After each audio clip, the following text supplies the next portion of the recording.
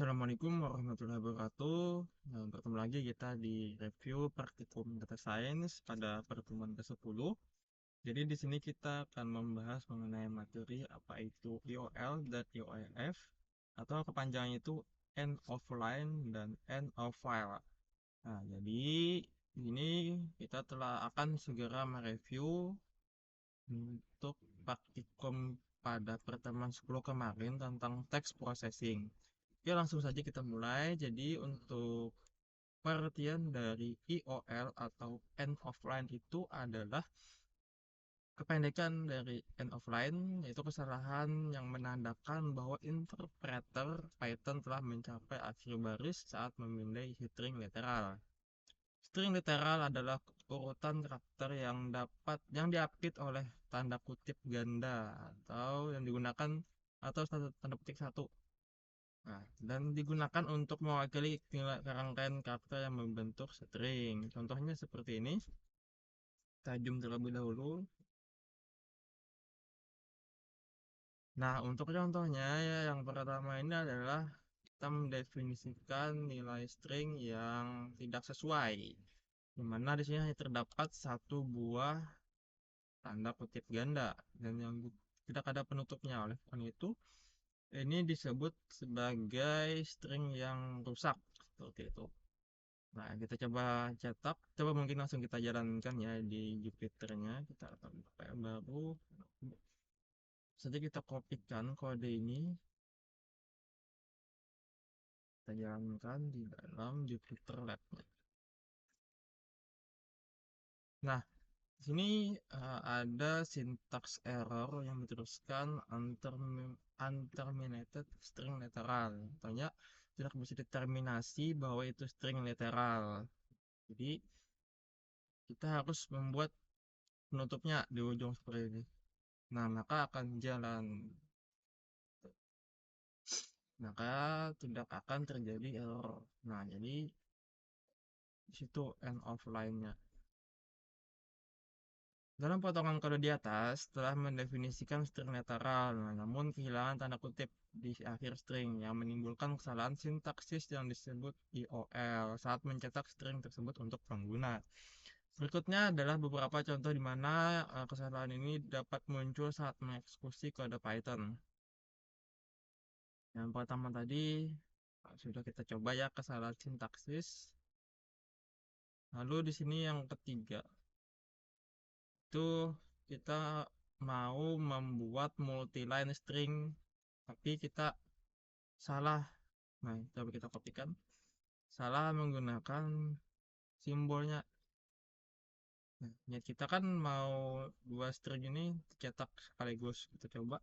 Nah, tapi terdapat error sama tadi unterminated string literal. Untuk mencetak string double kita menggunakan backtick. Ada salah 3. Nah, kita menggunakan stringnya, simbolnya itu 3. Jadi kita langsung jalankan. Nah, bisa. Kita rapikan sedikit. Nah, jadi untuk mencetak multiline string, kita menggunakan simbol koma atas. 2 koma atas itu 3 buah. Seperti itu. Atau kalau kita langsung ini dalam satu baris kita bisa menggunakan backslash n.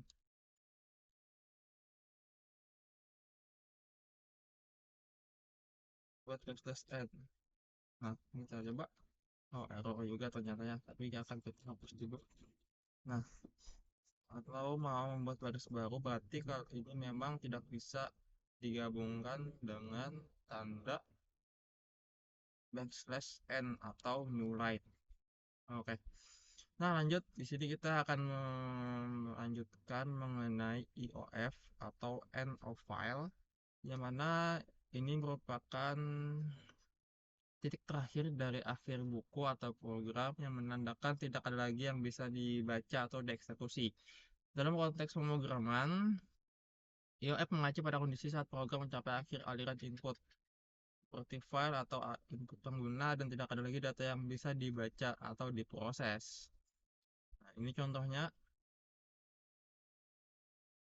Untuk contoh, di sini ada membuka file txt dalam mode read, while true di sini membaca setiap baris read line. Jika tidak ada line-nya atau barisnya, cetak IOF readsheet atau end of file itu sudah tercapai.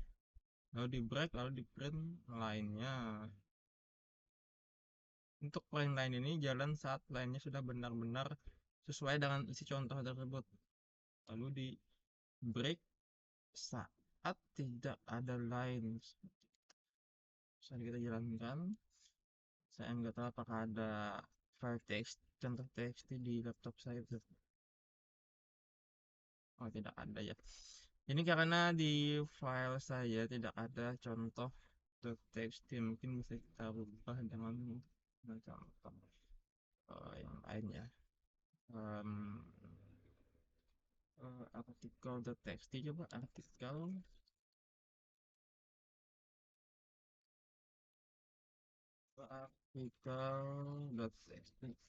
Nah, ini artikel. Kita lihat, nah ini sudah tercapai IOF-nya. Nah, ini menunjukkan bahwa memang di dalam IOF itu, memang IOF itu menunjukkan adalah akhir dari program tersebut. Nah, sampai itu semoga dapat dipahami. Nah, lanjut kita di sini mencoba mengimplementasikan IOF dan IOL untuk menghitung jumlah paragraf. Nah, dari sini kita akan contoh satu itu kita untuk menghitung jumlah baris dalam file. Coba saya cari.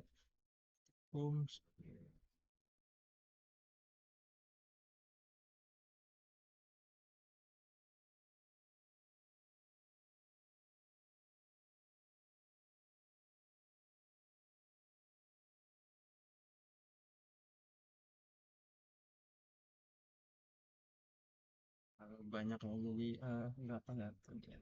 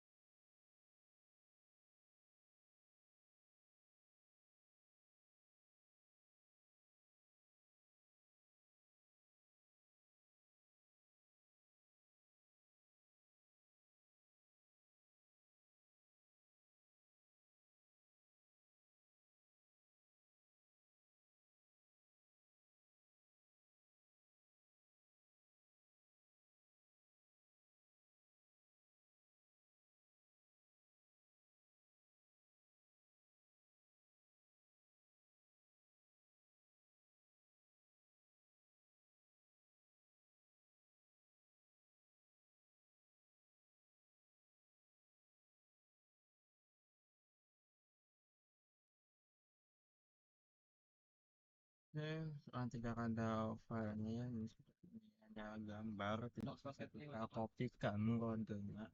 Ini mari kita sambil menerawang aja untuk menjelaskan setiap baris dari kodenya ini. Nah, jadi untuk baris count ini untuk mendefinisikan itu dari 0 dulu dihitungnya.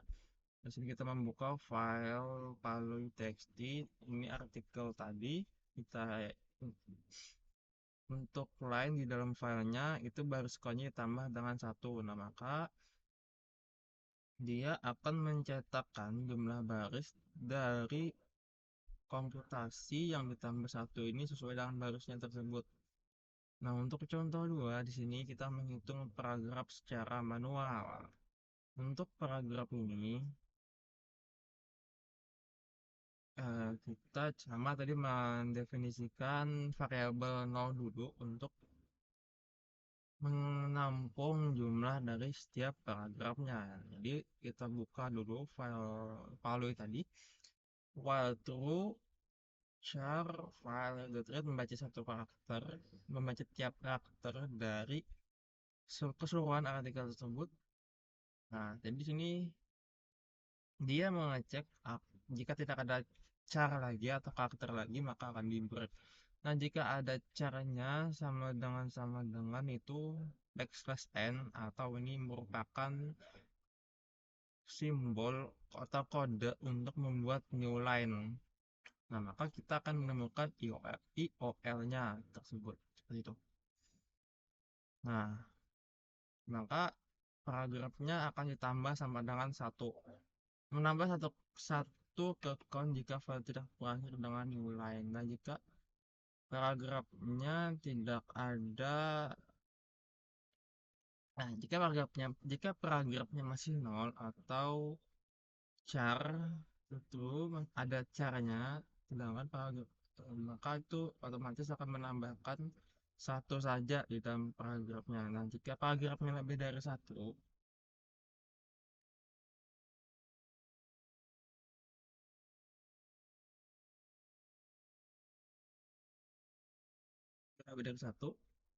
maka akan ditambahkan ke dalam paragraf yang sebenarnya di atas ini. Nah, itu akan mencetakkan jumlah paragraf di dalam filenya. Oh, siap. Itu. Oke. Alat ya tadi untuk baris ini ada menyempurnakan jumlah kalkulasi dari paragrafnya. Karena kan pada umumnya new line itu berada di antara kalimat. Nah, itu berarti misalkan kalimatnya ada 8, berarti new line-nya itu ada 7. Nah, untuk menyesuaikan hal tersebut, itu kita tambahkan satu di belakangnya. Jadi, misalkan kalimatnya 8, atau paragrafnya 8 ya, paragrafnya, kita bicara tentang paragraf, berarti paragraf jumlah paragraf tersebut atau kode new line-nya itu juga harus 8. Nah, oleh karena itu, ditambahkan dengan satu. Nah, jadi itu dulu untuk kita secara manual menggunakan coding untuk mencari IOF dan IOL. Oke, selanjutnya kita akan melakukan scraping artikel menggunakan kode Python. Jadi sebelum kita masuk ke scraping, nah, maka kita sedikit menjelaskan apa itu scraping. Jadi scraping itu kita searching, scraping.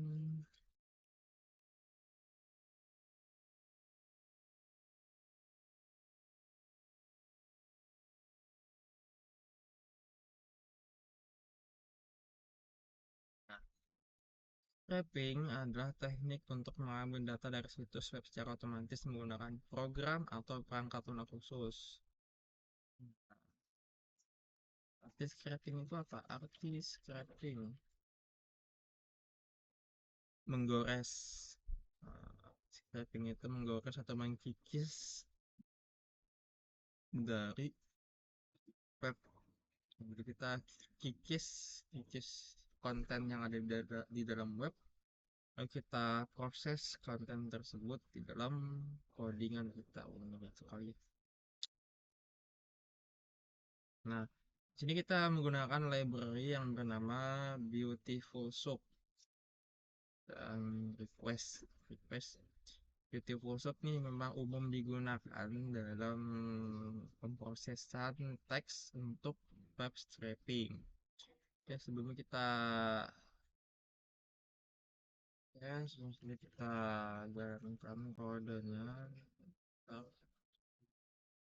kita terus.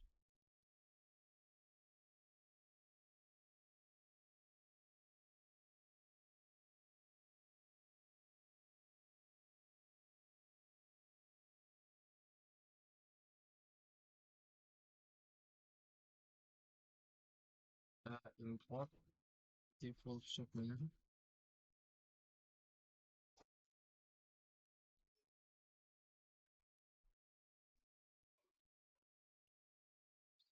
Terus kita akan coba untuk men-scraping artikel.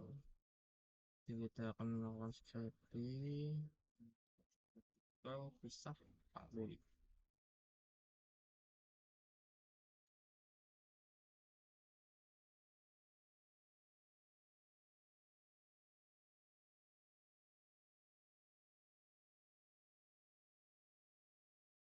sedikit untuk di stretching yang ada di kode Notion ini itu untuk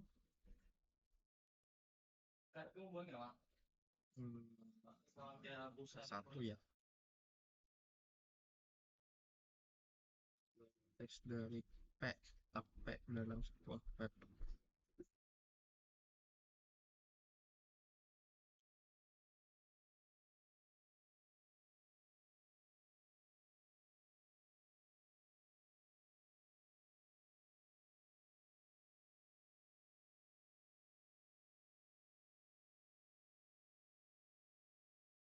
Sudah, langsung saja kemudian berpisah kalau oke.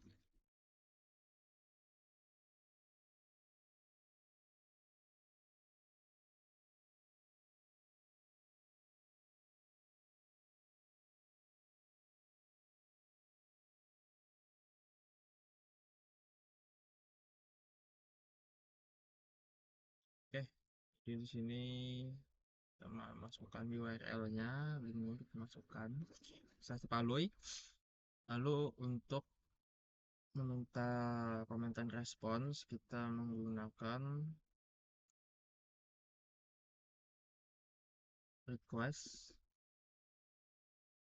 Jika responnya ada 200, maka lakukan prosesnya memparsing konten HTML dari halaman. Kita menggunakan libretti Fusuk HTML parser, lalu mengambil judul artikel. Untuk mengambil judul artikel kita mencari tag dari HTML itu H1. Untuk mengambil isi artikel kita mengubah div dan konten. Kita telah anggapnya kita telah mengetahui struktur dari halaman web tersebut bahwa di dalam div itu menggunakan kelas konten. Nah, lalu kita mengambil teksnya dengan separatornya adalah backslash n atau jedanya itu backslash n. Nah, judul artikel titlenya tadi ini titlenya, kontennya adalah ini. Nah, maka cetak ke halaman ini yang kita dapatkan dari kisah si Fawi tersebut. Ini masih belum bersih karena banyak konten-konten yang tidak kita perlukan, seperti ada sini iklan, ada berita lain seperti itu. Nah, karena itu kita coba, tapi kita ini sudah berhasil melakukan web scraping, tapi masih data yang kita dapat masih belum sempurna. Nah, untuk menyempurnakan data tersebut, kita akan menspesifikasikannya menggunakan tag P. Nah, konten P-nya. Karena dianggapnya kita meminta keseluruhan konten, tapi sebenarnya tujuan kita kan untuk mengambil dari artikel saja seperti ini. Nah, ini tidak perlu logo-logo. Nah, kita perlukan adalah ceritanya ini. Nah, ini baca ini tidak perlu juga, yang perlu ada ini. Langsung saja kita ubah kodenya tadi hanya untuk mengambil tag P atau paragraf dari artikel. Kan? Nah, tapi sih masih ada ya baca berita lain. Nanti akan kita lebih bersihkan lagi. Tapi di sini sudah bagus kita untuk mendapatkan datanya. Untuk data seperti periklanan tadi harga jutaan tadi, eh, jualan tadi tidak ada lagi. Ya, sudah agak lumayan spesifik lah kita mendapatkan datanya. Lalu kita menyimpan ke dalam file txt, menyimpan hasil scraping yang telah kita buat ke dalam file txt. Kita jalankan, shift enter. Oh, kemudian shift. Nah, kita lihat itu tersimpannya di dalam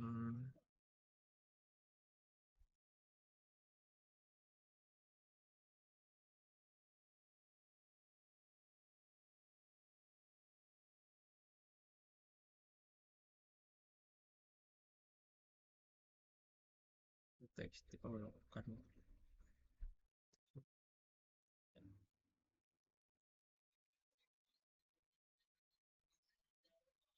cek apakah ada kesalahan kode yang kita buat.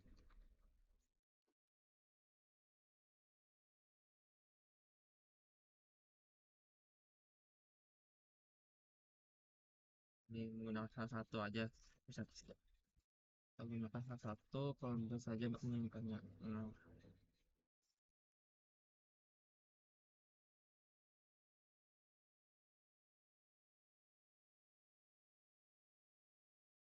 kita buat baru lagi deh. Oke, sedikit kita ulang. Jadi kita akan menggunakan scraping di dalam Python.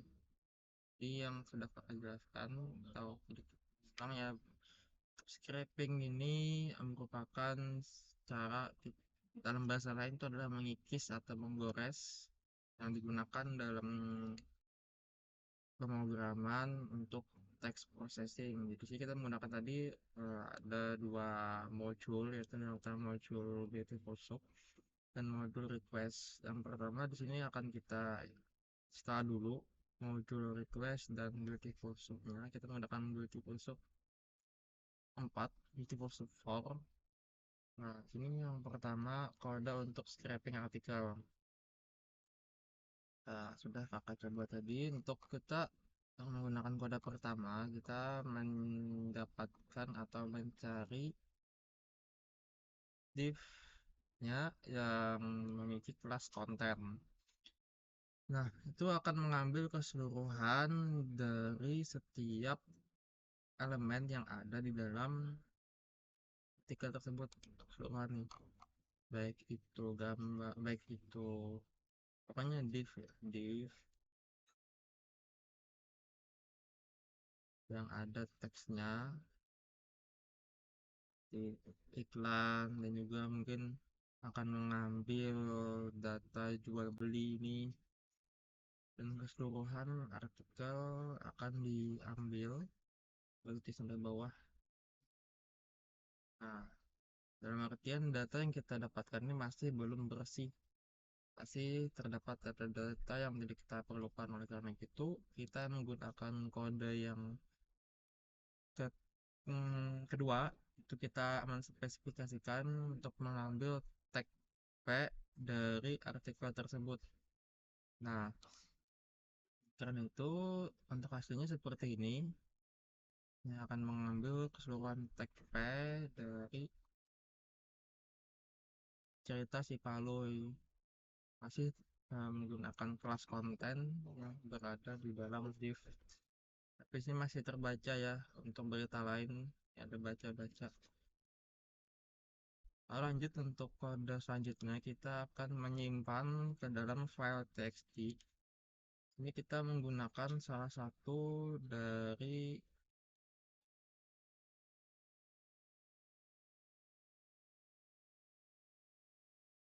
kita menggunakan kode yang di atas untuk pan ke dalam artikel dash 1. Kita jalankan. Nah, yang tersimpan di sini keseluruhan. Setelah belajar juga kan ya kemarin mengenai bagaimana cara membaca file, menyimpan file, dan memproses file itu ke dalam txt. Oke.